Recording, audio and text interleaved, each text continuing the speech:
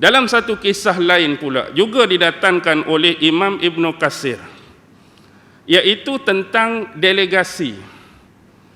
Delegasi ini adalah daripada satu kabilah ataupun satu suku yang nama orang ni ialah Dimam bin Sa'labah.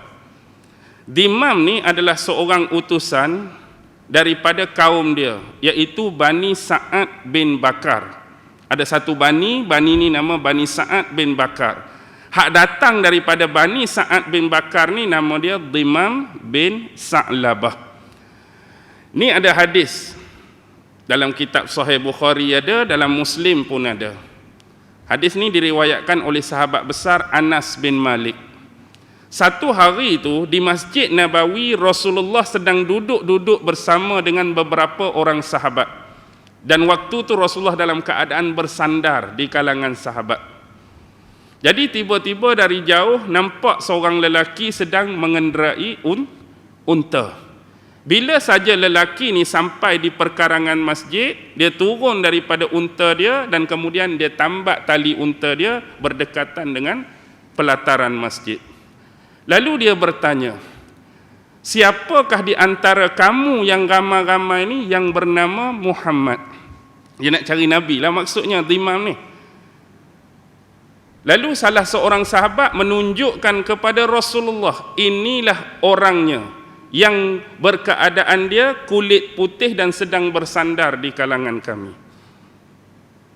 Ni orang hak kamu cari, hak kata kamu nak cari tadi, seorang yang bernama Muhammad, hak kulit putih tu sedang bersandar.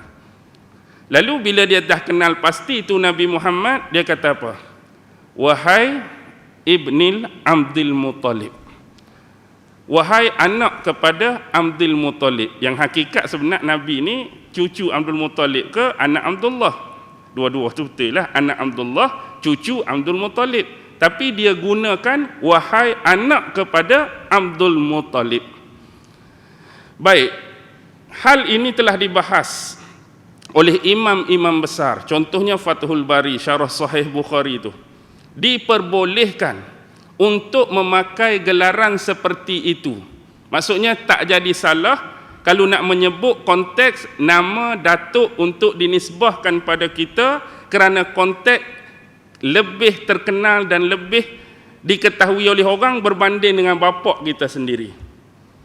Contoh bila sebut Abdullah kurang dikenali, tapi bila sebut kata Abdul Muttalib, orang lebih kenal Abdul Muttalib berbanding dengan bapa Nabi sendiri Abdullah, diperbolehkan. Sebab tu dia panggil wahai anak Abdul Muttalib. Lalu Rasulullah kata, apakah keinginanmu? Kamu datang ni ada hajat apa?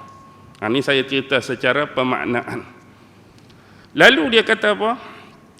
Dia kata sesungguhnya aku datang ini ialah untuk bertanyakan beberapa persoalan kepada kamu, yang mana mungkin soalan yang aku tanya ni akan mengguris hati dan perasaan kamu, dan sekiranya jika aku tanya jadi sungguh, maksud menyebabkan bila aku tanya tu hati kamu tersentuh, terguris, aku minta maaf awal-awal.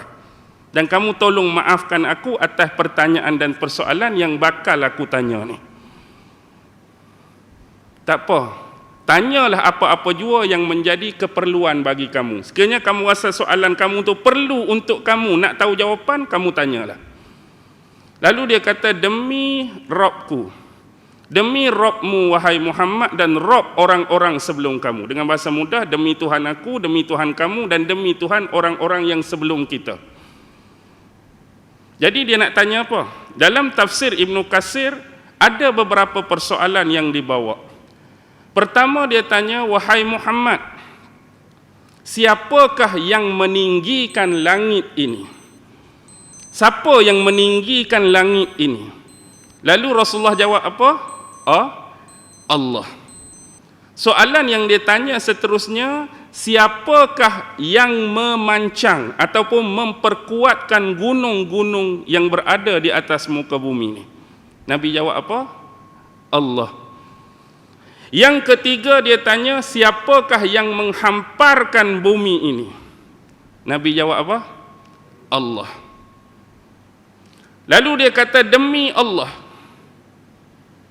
Adakah benar-benar kamu wahai Muhammad diutuskan oleh Allah kepada seluruh umat manusia?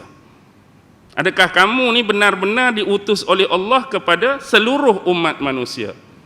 Ya, benar. Jadi bila habis persoalan tu, kita gabung dengan hadis dalam Sahih Bukhari. Apa yang dipertanyakan? Dia tanya tentang rukun-rukun Islam. Iaitu dia tanya tentang solat, dia tanya tentang puasa, dia tanya tentang zakat, dia tanya tentang haji. Tetapi setiap pertanyaan dia tu seolah-olah macam ada nada bersumpah.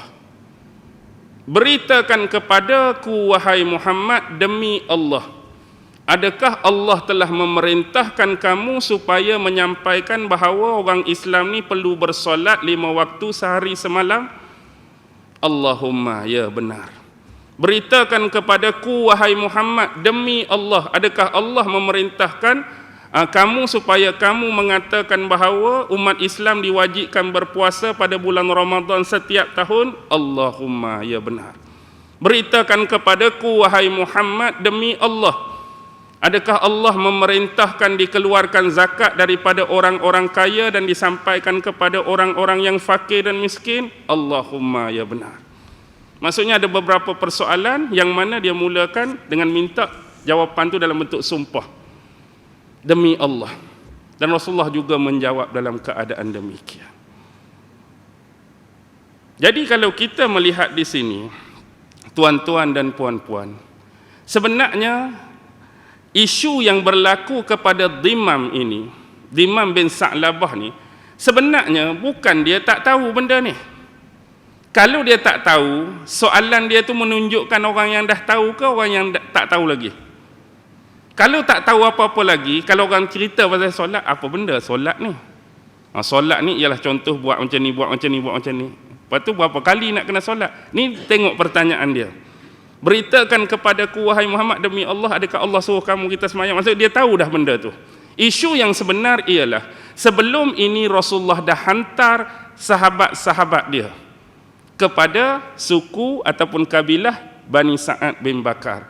Jadi sahabat-sahabat Nabi dah ceramahkan, dengan cara lain dah bagi dakwah, dah bagi seruan kepada penduduk di situ.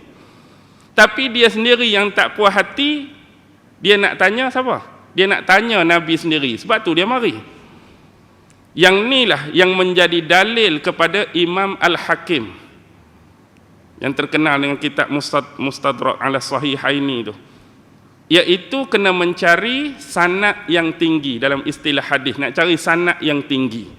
Maksud sanad yang tinggi ni kalau boleh jalur periwayatan lebih pendek dan pi kepada orang yang paling tinggi.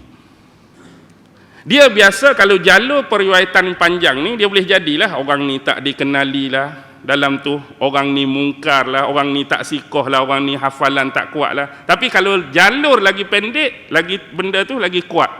Contoh lepas kita sahabat dah, lepas sahabat Nabi, lagi pendek lagi kuat, tapi lagi panjang lagi banyak dia punya problem dan permasalahan. Jadi dia ni kuat ke tak kuat, hak beritakan pada dia ni bukan orang lain. Siapa? Sahabat dah kuat, tapi dia tak puas hati lagi. Bukan tak percaya kat sahabat, tapi kalau boleh nak pergi tanya, dengar sendiri Nabi sebut demikian. Sahabat dah sebut pasal semayang, sahabat dah sebut pasal zakat, sahabat dah sebut pasal puasa, sahabat dah sebut pasal haji, aku tak puas hati, aku nak tanya Nabi sendiri. Ini baguslah. Kita kadang-kadang hari ini dalam kita bermasyarakat, kita dengar cerita tentang seseorang. Oh, orang ni kata macam ni, orang ni kata macam ni. Kita dengar tu bukan daripada tuan asal. Bukan daripada tuan asal. Kita dengar tu orang bercerita pada orang tu. Kita dengar, ya. Tapi nak lagi puas hati, buat apa? Hak kawan ni cerita betul ke tak? Aku nak tanya ustaz sendirilah, betul ke tak ni? Hang duk cerita tu pasal ustaz, tapi bukan ustaz cerita kat aku, hang cerita kat aku. Kawan tu cerita kat aku, kawan ni cerita kat aku. Jadi nak lebih kepastian, nak lebih puas hati, tanya tuan badan. Betul kau duk cerita ni kan orang keliru, kan orang silap faham, ustaz cerita lagu lain, orang cerita lagu lain.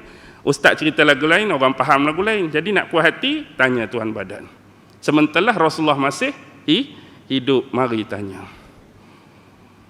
Jadi daripada persoalan-persoalan tadi dan bentuk sumpah-sumpah yang dikeluarkan, jadi dalam kes ini tak salah kita minta seseorang bersumpah dengan semata-mata untuk menambahkan keyakinan, untuk menambahkan kepercayaan terhadap sesuatu perkara yang diungkapkan atau disebutkan. Last kali dia beriman kepada Nabi Muhammad. Dia berjanji, sekiranya aku balik kepada kaumku, sesekali aku tidak akan menambah-nambah dan mengurang-urang apa yang aku dengar daripada kamu. Maksudnya nanti kalau aku balik, aku cerita aku ni jumpa Nabi, aku tak akan tambah apa dialog hari ni, apa perkataan hari ni, dan aku tak akan mengurangi, menyembunyikan mana-mana.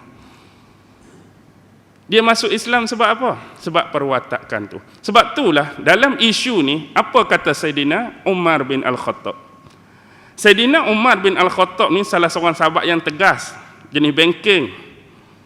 Dia kata, tiadalah aku melihat seseorang yang lebih sopan dalam mengajukan persoalan dan paling ringkas ayatnya dalam menyampaikan kecuali Dhimam bin Sa'labah.